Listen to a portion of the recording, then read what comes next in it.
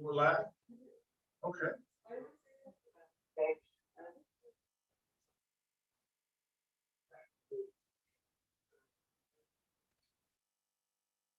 Thing with Americans is big on social media.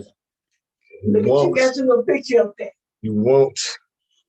Yeah, yeah, like that. That's what I've been trying to figure out how to do. So we're broadcasting live to YouTube. Yeah, that's going live to YouTube. We're live on Facebook with a camera. All right. So we solved that problem because everyone gets notification, including you. Okay. All right. This goes live to YouTube, so it's recorded. And I can always take what's on YouTube and repost it back on Facebook. Okay. All right, you ready? Ready. And it's recorded on the laptop. Sure. Yeah.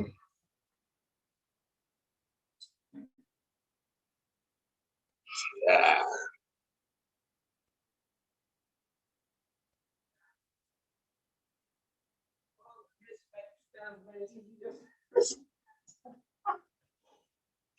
You got 19, huh? 2019. All right. You ready? I'm ready. No Wi-Fi? No Wi-Fi. Airplane mode is on? Airplane mode is on. In airplane mode, yes. All right. So. Yeah. Start it. Oh, 15 minutes. All right. Good evening, everybody. Welcome again to the Power Control broadcast. My name is Peter Stewart. Glad to be your host here. As always, I'm starting a bit late at night. I got a work schedule, not for long. I got a work schedule that has me getting off a little bit late. So the time's going to change a little bit. But remember, like and share. We're posting this. It's all part of the program. Remember to network. We want to get all the videos out. We want to get the message out more than the videos because it's not about me. Trust me. It ain't about me, it's about the message. Okay.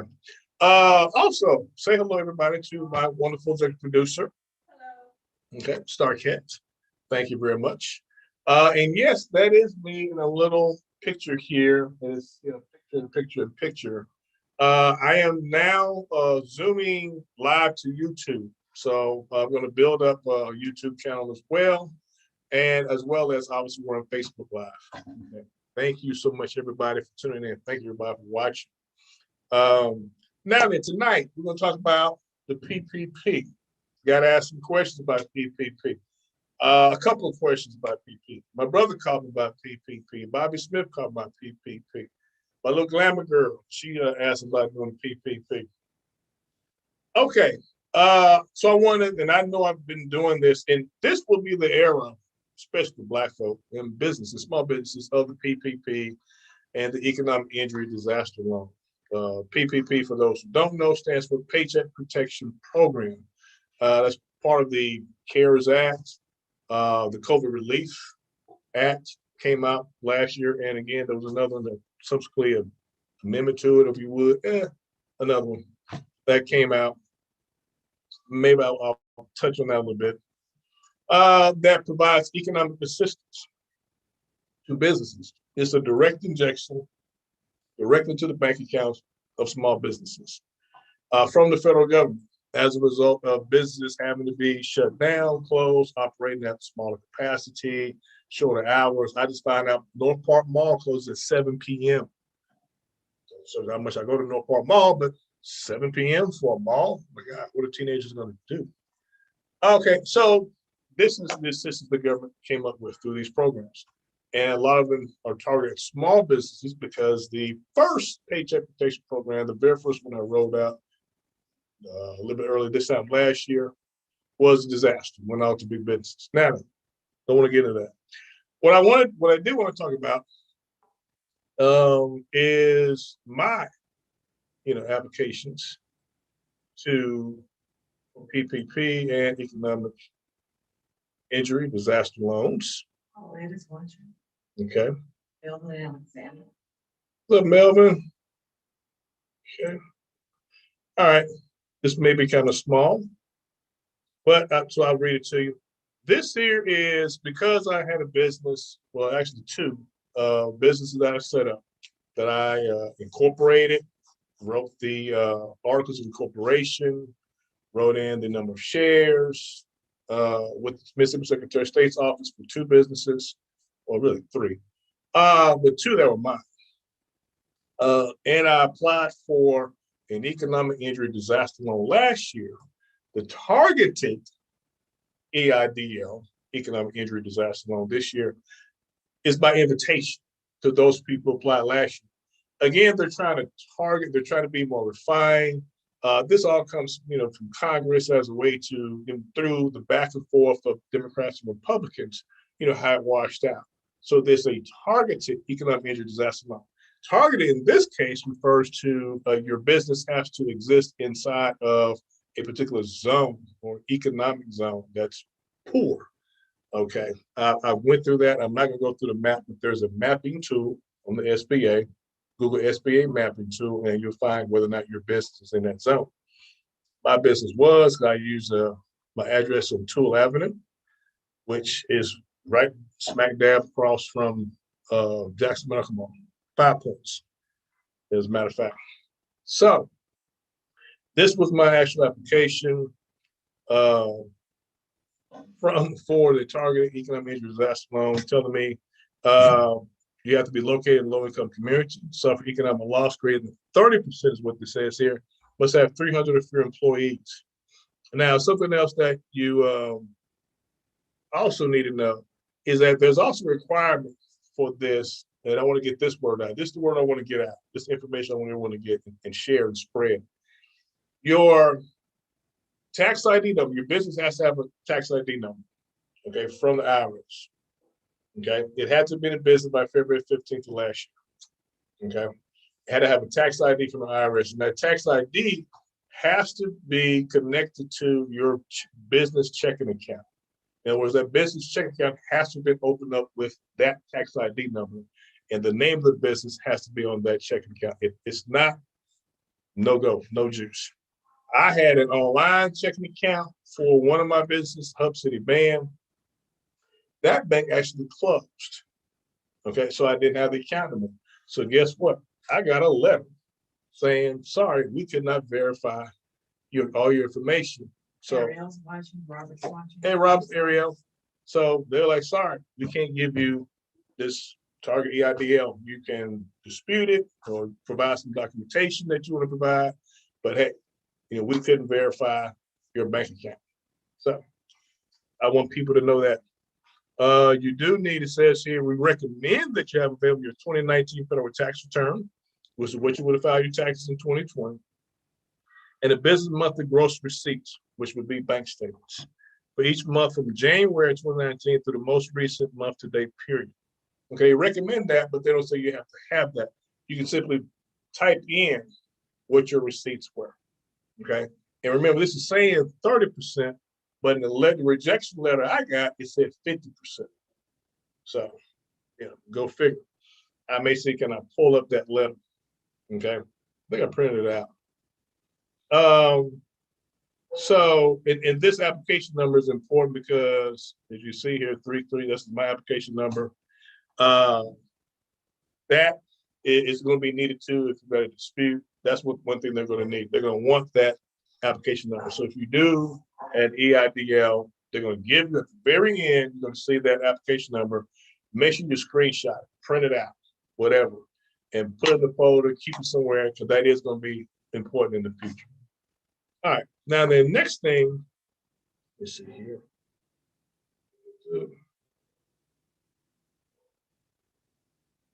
Should I do that? Gonna let me do it.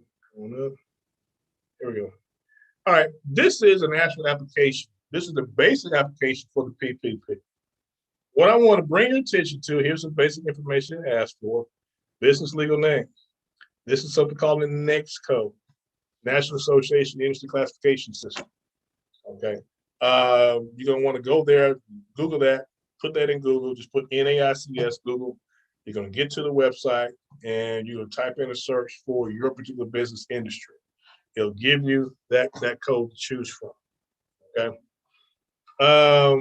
Obviously basic information. If you have a trade name, like like a short name for your business, like your business may be Shuckers, but Shuckers may be actually Stewart Associates Incorporated, but you'll put your trade name here. You're established, all that basic information. Here's where your tax ID number, very important. Business phone number, very important. Primary contact, that's where you put your name. Email address, very important. Now then, this is the money part. This is the part everyone wants to know about. How do you figure out how much money you can get from the PPP? Glad you asked. Here it is. You for the basic PPP program, okay? And this is the one, bond application form, which was revised March 18th of 2021. Okay, so this is the latest basic PPP application. You take your average monthly payroll, multiplied by 2.5 times, and that gets, and then you put it, and that gives you your number that you're gonna say, I'm widen this out a little bit here. That gives you your number, how much money they'll let you borrow. Okay. All right. Over here, put your number of employees. And that might be only one. And you may be the only person on payroll. Then what you're going to need to back that up is going to be a 1099. Okay. Something showing where if you just paid yourself. All right. Or your W-2 where the company paid you. Okay. But obviously, if you have employees, put your number of employees there.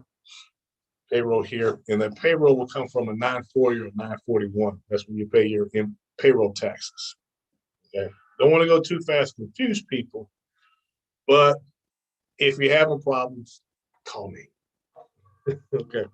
All right. These are the purposes that they list here, things of that nature. Again, basic information. And here's some other information they like to collect, demographic information that they want to know. Are you Black, Hispanic? Are you a veteran, non-veteran, male, female? This is just demographic information that they like to collect at SBA. Now then, here's some questions here. They want to know, are you felon? Have you been barred from getting loans from the SBA? very simple questions. Most of them should be no. I think one or two of them are yes. They will know, do you own any other businesses? Is the business you're applying for is actually owned by another business?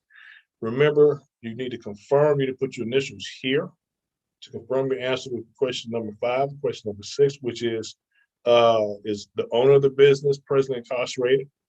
Good question.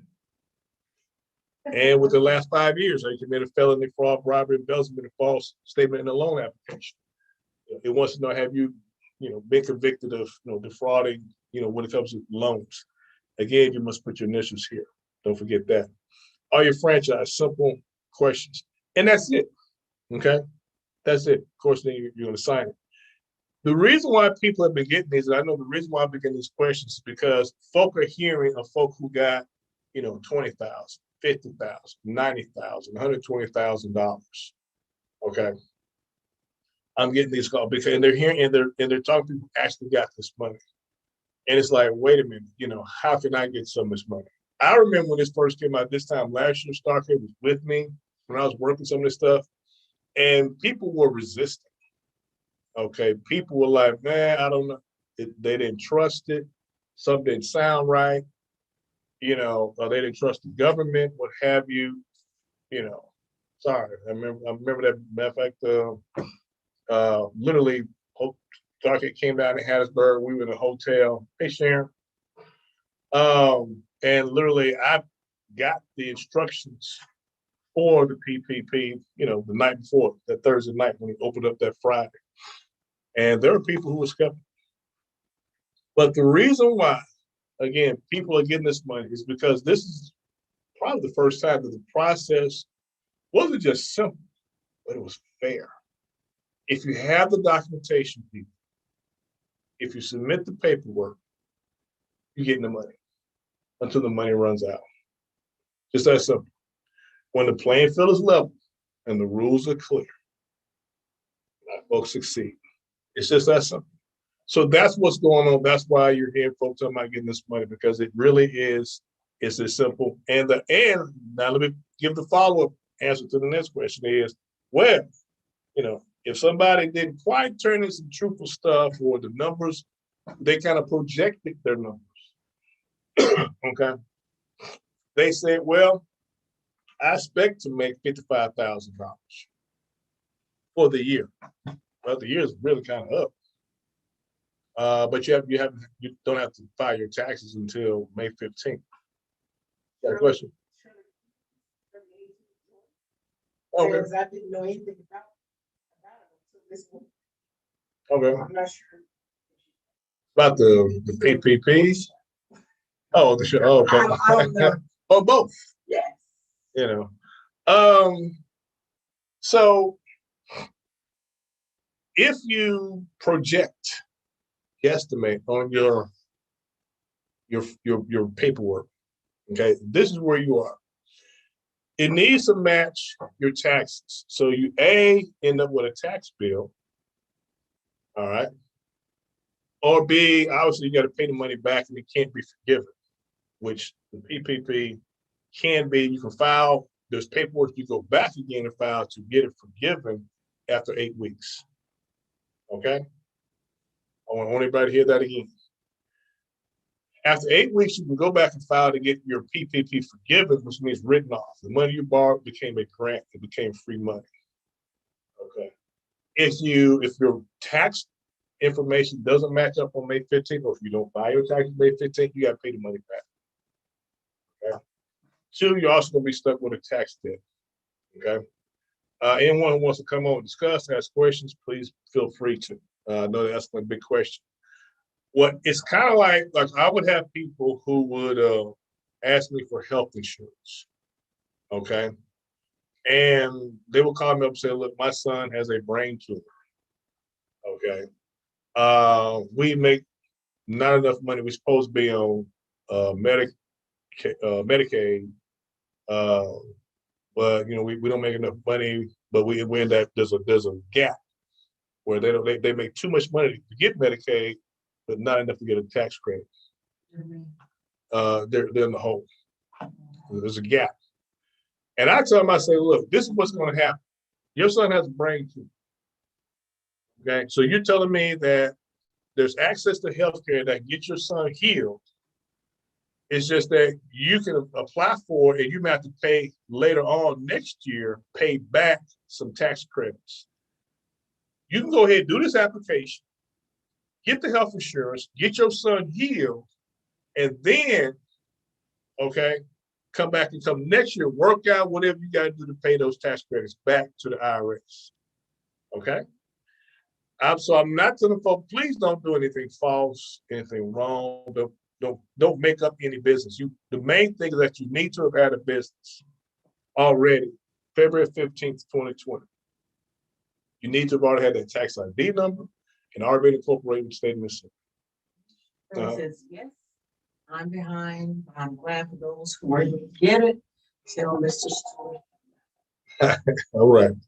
So those are two things that you do have to have. And if you falsify that turn some fake information, which really they can find out kind of easily.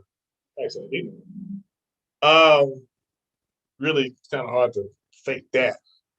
But that's what can get you in trouble in terms of going to jail. If you decide to, kind of fudge the numbers, you're going to be on the hook later on. Now, the repeater, what about these folks going to jail? Glad you asked. You'll notice that all these folks going to jail, what they did was they got $2 million and $3 million and all that $16 million. I heard some pastor got $16 million for a couple of churches he had. It's what they did with the money.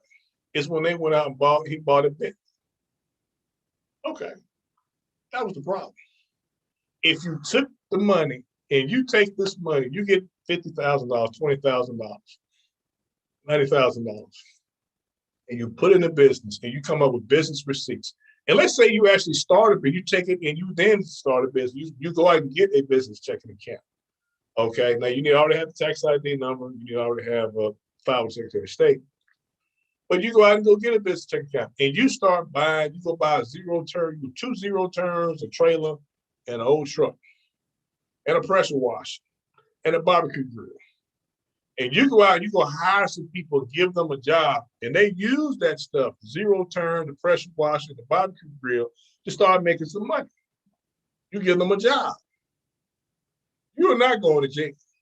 Let me say that for you one more time. If you create jobs, if you take the money, create jobs, and you stay, also you take the money. Because that's in this country, that's what creating jobs does. Hey, George. Creating jobs is how you make in this country, we decided that the best way to make money is to create a job. Yes. Do they have to this year, next year? Is there a time limit on that? There was a time limit. That's a good question. You did have to have used the money up. They give you, I want to say it's that same 8 weeks. It's either 6 weeks, 8 weeks, but there's a time you have to spend the money or start spending it. Okay. They loosened those restrictions. I remember that I have to go back and look at the regulations again, but they loosened some of those restrictions up. Okay, because business is different. They can't spend all the money up, quickly, some businesses that they qualify for. Okay, so I think they stretched that time out to like a year or something. But yeah, you do have to spend the money. Very good question. I want to hit this right quick before.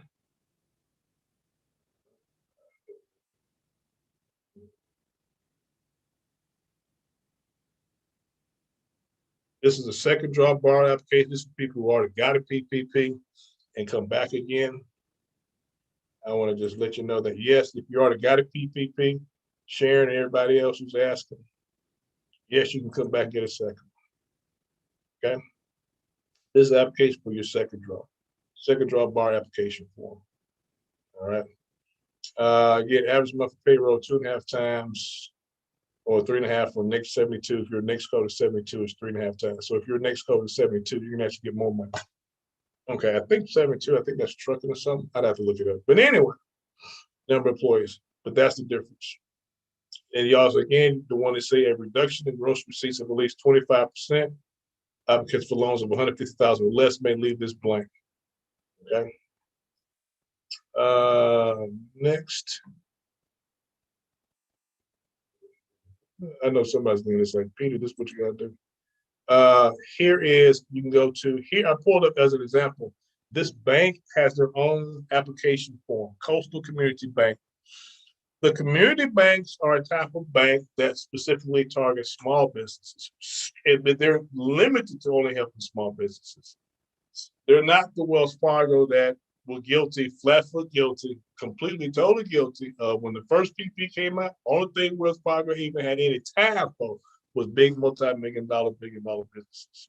That's all they did applications for. You had to be big enough for them. Community banks are restricted to only do loans for small businesses. Here's their checklist, okay, for Coastal Community Bank. I recommend them, obviously, their website, coastalbank.com, very easy. Everyone check that out, take that down. And here's a checklist to go through for your PPP second draw bar application form. Okay, there's the form number right there, SBA form 2483-SD, second draw. Okay, must previously have received the first draw PPP loan. You got to use those eligible expenses, and on that application, it has listed what the eligible expenses are that you can spend the money for. Now, this is I wanted everyone to know about too. This is the Shutter Venue grant. All right, I had to put this word because no one's talking about this. Okay, I got turned down for my Hub City Band business because the bank literally closed. Okay, I was eligible for another $5,000. But check this out. Hub City Band, what Hub City Band business did was it put on live events. It went to, we had a contract with a cigar bar. We set up to sell tickets of 200 tickets through Eventbrite. We had expended money, advertised for events, and guess what? COVID hits, shuts everything down. And the one thing you can't do is you can't do live events in COVID during the coronavirus. So it shut down our business. Well, guess what? Here is what I am going to use. I got turned down, obviously, for Hub City, but look at this here. Here is, look at live venue operators or promoters. Okay, now, that is for Hub City Band, Hub City Business Action Network Development. Okay, it is going to allow me to apply for a grant. Must have been in operation as of February 29th, 2020. We actually started in 2019. All right. 45% of gross earned revenue, whichever is less. Let me see. Grant amounts will reflect either of the following instances. For eligible entity in operation on January 1, 2019, which we were in operation later in the year, grants will amount equal to 45% of the 2019 gross earned revenue, or $10 million, whichever is less. After January 1, 2019, will be for the average monthly gross earned revenue for each full month you in operation, multiplied by 6, okay, or $10 million, whichever is less. Okay, so how to apply? Boom, boom, boom. For first priority, first 14-day grant awards. Let's see here. You use it for payroll costs, rent payments, utility payments. You can't use it to buy real estate. Boom, boom, boom. But obviously, again, www.sba.gov, then go through the search box and look up Shutter Venue Operators Grant. Okay. Well, I hope I've given some good information out here. And Starkhead is looking at me. I can say your name, woman. Okay. She cooked for me, y'all. She made me, and she did some hamburger. Don't act like. And she wants me to do a mukbang. She does cook for me all the time. Did I say it? You cook for me all the time. Let's see. Hey, y'all, everybody, see that.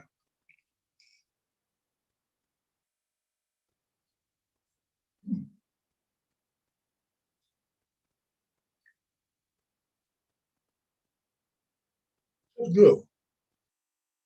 What's different? Hallelujah sauce in there. Oh, that's different. Now, We saw enough for it to go off the air. Yours is like that burger. Yes, sir. Put some lettuce and tomato on there. Look, everybody. I can't wait to do this. As you can see, it's live streaming direct to YouTube, and we're getting the multiple screens here. Hold on again. And real Washington. Washington. Amos Washington. As always, hold on, let me stop sharing. As always, yeah. Thanks everybody for watching. Take care of yourselves and each other.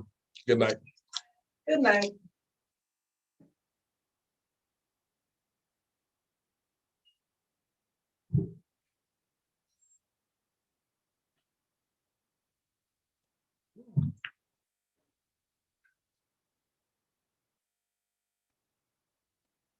Ramp.